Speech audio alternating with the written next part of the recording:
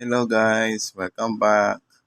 Here's an update of my F-4E Karpadot build.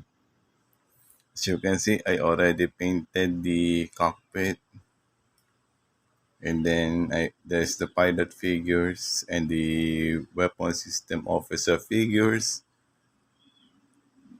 Yeah, that's it.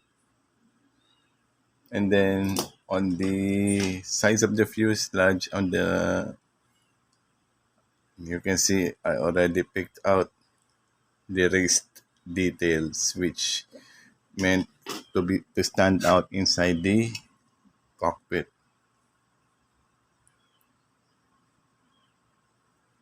There, it's a freehand brush. I painted it with freehand brush. I also tackled the underneath the lower wings. The air brakes was closed. The forward gaps was already closed.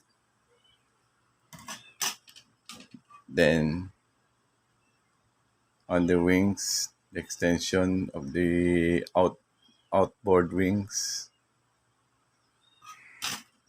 and also the fuel tanks.